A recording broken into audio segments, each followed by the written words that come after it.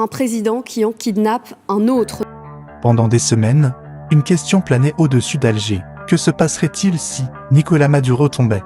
Aujourd'hui, ce n'est plus une hypothèse.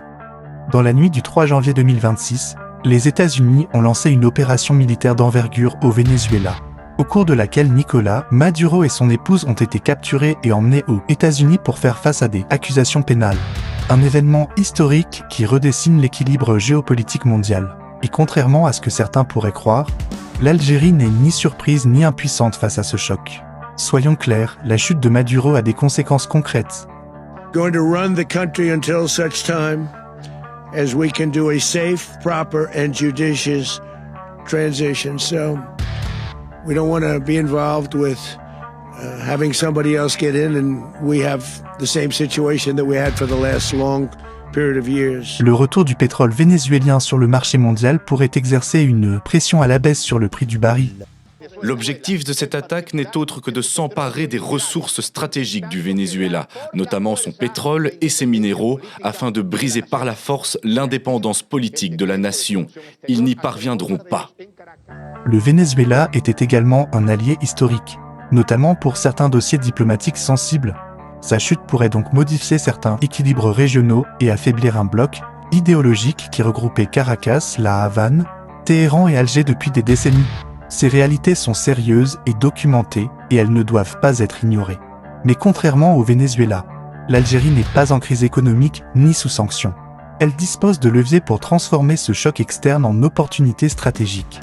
Alger peut réaffirmer son attachement à la souveraineté des États et au droit international en appelant à une résolution pacifique et constructive de la crise.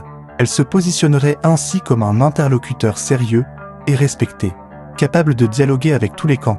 Avec son expérience en non-alignement, l'Algérie peut aussi jouer un rôle de médiateur entre continents et régions, promouvoir la coopération économique et sécuritaire, et renforcer son rôle sur la scène africaine et arabe.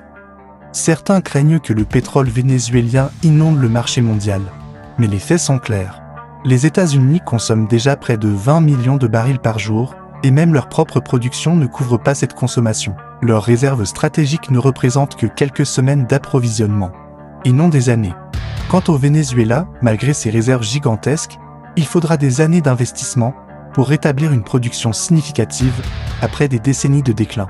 Tout cela montre que le marché mondial ne sera pas saturé et constitue un argument de plus pour que l'Algérie ne soit pas automatiquement pénalisée par cette situation. L'Algérie n'est pas enfermée dans une confrontation frontale.